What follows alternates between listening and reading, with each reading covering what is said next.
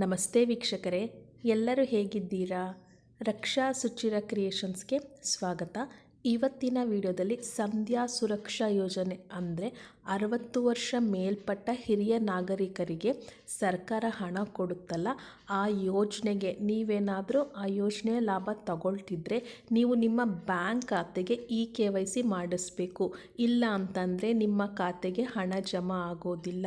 ಅದ್ರ ಬಗ್ಗೆ ಡೀಟೇಲಾಗಿ ತಿಳಿಸ್ಕೊಡ್ತಾ ಇದ್ದೀನಿ. ಅದಕ್ಕೆ ಸ್ಕಿಪ್ ಮಾಡದೆ ಈ ವಿಡಿಯೋನ ಕೊನೆ ತನಕ ನೋಡಿ. ಯಾರು ನನ್ನ ಚಾನಲ್ನ ಫಸ್ಟ್ ಟೈಮ್ ನೋಡ್ತಿದ್ದೀರೋ ಅವರು ಪ್ಲೀಸ್ ಸಬ್ಸ್ಕ್ರೈಬ್ ಮಾಡ್ಕೊಳ್ಳಿ. ಅದೇ ನೀವು ಕೊಡೋ ಪ್ರೋತ್ಸಾಹ ನನಗೆ ಇನ್ನೂ ಒಳ್ಳೆ ವಿಡಿಯೋ ಮಾಡೋದಕ್ಕೆ ನನಗೂ ಸ್ಫೂರ್ತಿ ಬರುತ್ತೆ. ಯಾರು ಸಬ್ಸ್ಕ್ರೈಬ್ ಮಾಡಿಕೊಂಡು ನನಗೆ ಸಪೋರ್ಟ್ ಮಾಡ್ತಿದ್ದೀರೋ ಅವ್ರಿಗೆ ತುಂಬು ಹೃದಯದ ಧನ್ಯವಾದಗಳು. ಬನ್ನಿ ಹಾಗಾದರೆ ವಿಡಿಯೋ ಸ್ಟಾರ್ಟ್ ಮಾಡೋಣ. ನೀವು ಸಂಧ್ಯಾ ಸುರಕ್ಷಾ ಯೋಜನೆ ಬೆನಿಫಿಟ್ ತಗೊಳ್ತಾ ಇದ್ದರೆ ಇನ್ನು ಮುಂದೆ ನೀವು ಆ ಬೆನಿಫಿಟ್ ತಗೊಳ್ಬೇಕು ಅಂತ ಅಂದರೆ ನಿಮ್ಮ ಬ್ಯಾಂಕ್ ಖಾತೆಗೆ KYC ಮಾಡಿಸ್ಬೇಕು. ಇಲ್ಲ ಅಂತಂದರೆ ನಿಮ್ಮ ಖಾತೆಗೆ ಹಣ ಜಮಾ ಆಗೋದಿಲ್ಲ. ಕಳೆದ ತಿಂಗಳ ಹಣ ನಿಮ್ಮ ಖಾತೆಗೆ ಜಮಾ ಆಗಿಲ್ಲ ಅಂತ ಅಂದರೆ ಬ್ಯಾಂಕಲ್ಲಿ ಹೋಗಿ ಒಂದ್ಸಲಿ ಚೆಕ್ ಮಾಡಿ KYC ಮಾಡಿಸ್ಕೊಳ್ಳಿ. ಆವಾಗ ನಿಮ್ಮ ಖಾತೆಗೆ ಹಣ ಜಮಾ ಆಗುತ್ತೆ. ಹಿರಿಯ ನಾಗರಿಕರ ಭದ್ರತೆ ಮತ್ತು ಆರೈಕೆಗಾಗಿ ಈ ಸಂಧ್ಯಾ ಸುರಕ್ಷಾ ಯೋಜನೆನ ನಮ್ಮ ರಾಜ್ಯ ಸರ್ಕಾರ ಪರಿಚಯಿಸಿದೆ. ಸಂಧ್ಯಾ ಸುರಕ್ಷಾ ಯೋಜನೆ ಬೆನಿಫಿಟ್ ನೀವು ತಗೊಳ್ಬೇಕು ಅಂತಂದರೆ ಏನೇನು ಅರ್ಹತೆ ಇರಬೇಕು ಅಂತ ತಿಳಿಸ್ಕೊಡ್ತೀನಿ, ಸ್ಕಿಪ್ ಮಾಡದೆ ನೋಡಿ. ಮೊದಲನೇದು, ನೀವು ಕರ್ನಾಟಕ ರಾಜ್ಯದ ಶಾಶ್ವತ ನಿವಾಸಿಯಾಗಿರಬೇಕು.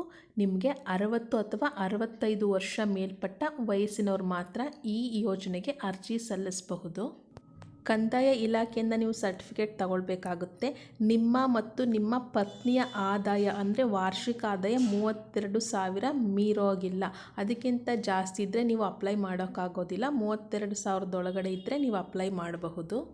4ನೇ ಕಂಡೀಷನ್ ಏನಂತಂದರೆ, ಈಗ ನಿಮ್ಮ ಮಕ್ಕಳು ಸರ್ಕಾರಿ ಕೆಲಸ ಅಥವಾ ಅವ್ರಿಗೆ ವಾರ್ಷಿಕ ಆದಾಯ 32,000ಕ್ಕಿಂತ ಜಾಸ್ತಿ ಇರುತ್ತೆ. ನಾವು ಅಪ್ಲೈ ಮಾಡಬಹುದಾ ತಂದೆ ತಾಯಿಗಳು ಅಂದರೆ ಹೌದು. ನಿಮ್ಮ ಮಕ್ಕಳದ್ದೇನು ಇಲ್ಲಿ ಪರಿಗಣಿಸೋದಿಲ್ಲ, ನೀವು ಅಪ್ಲೈ ಮಾಡಬಹುದು.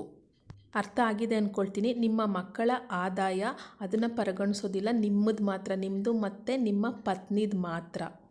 5ನೇದು, ನಿಮ್ಮ ಮತ್ತು ನಿಮ್ಮ ಸಂಗಾತಿ ಅಂದರೆ ನಿಮ್ಮ ಪತ್ನಿಯ ಖಾತೆಯಲ್ಲಿ, ಜಂಟಿ ಖಾತೆಯಲ್ಲಿ 10,000ಕ್ಕಿಂತ ಹೆಚ್ಚು ಹಣ ಇಡೋ ಹಾಗಿಲ್ಲ.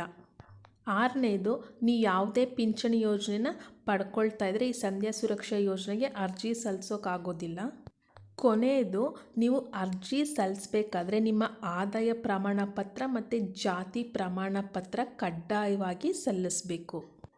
ಈ ಎಲ್ಲ ದಾಖಲೆಗಳನ್ನ ನೀವು ಕೊಡದೇ ಇದ್ದರೆ ನಿಮಗೆ 60 ವರ್ಷ ಆದಮೇಲೆ ಸಿಗುತ್ತಲ್ಲ ಪಿಂಚಣಿ ಹಣ, ಅದು ನಿಮಗೆ ಸಿಗೋದಿಲ್ಲ ಅಂತ ಸರ್ಕಾರ ಕಟ್ಟುನಿಟ್ಟಾಗಿ ತಿಳಿಸಿದೆ. ನಿಮಗೆ 60 ವರ್ಷ ಆಗಿದ್ದರೆ ಈ ದಾಖಲೆಗಳನ್ನೆಲ್ಲ ನೀಡಿದರೆ ನಿಮಗೆ ಸಂಧ್ಯಾ ಸುರಕ್ಷಾ ಯೋಜನೆ ಬೆನಿಫಿಟ್ ಸಿಗುತ್ತೆ.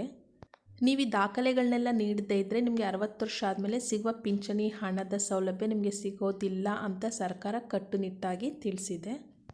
ಈಗಾಗಲೇ 60 ವರ್ಷ ಮೇಲ್ಪಟ್ಟವರು ಈ ಯೋಜನೆಯ ಲಾಭ ಪಡೀತಾ ಇದ್ದರೆ ಅಂಥವರು ನಿಮ್ಮ ಬ್ಯಾಂಕ್ ಖಾತೆಗೆ KYC ಮಾಡಿಸ್ಕೊಳ್ಳಿ, ನಿಮ್ಮ ಖಾತೆಗೆ ಹಣ ಜಮಾ ಆಗುತ್ತೆ. ಅರ್ಥ ಆಗಿದೆ ಅಂದ್ಕೊಳ್ತೀನಿ. ಏನಾದರೂ ಡೌಟ್ ಇದ್ದರೆ ಕಮೆಂಟ್ ಮಾಡಿ. ಈ ವಿಡಿಯೋ ಇಷ್ಟ ಆದರೆ ಒಂದು ಲೈಕ್ ಮಾಡಿ. ಗೃಹಜ್ಯೋತಿ ಗೃಹಲಕ್ಷ್ಮಿ ವೀಡಿಯೋಸ್ಗಳನ್ನೂ ಅಪ್ಲೋಡ್ ಮಾಡಿದ್ದೀನಿ. ಗ್ಯಾರಂಟಿ ಸ್ಕೀಮ್ಸನ್ನು ಪ್ಲೇಲಿಸ್ಟಲ್ಲಿರುತ್ತೆ, ಹೋಗಿ ಚೆಕ್ ಮಾಡಿ. ಮೋಟಿವೇಶನಲ್ ವೀಡಿಯೋಸು, ಸಾರಿ ಕುಚ್ಚು ವೀಡಿಯೋಸು, ಬ್ಲೌಸ್ ಎಂಬ್ರಾಯ್ಡ್ರಿ ವೀಡಿಯೋಸ್ಗಳನ್ನೂ ಅಪ್ಲೋಡ್ ಮಾಡಿದ್ದೀನಿ, ಅದು ಪ್ಲೇಲಿಸ್ಟಲ್ಲಿರುತ್ತೆ.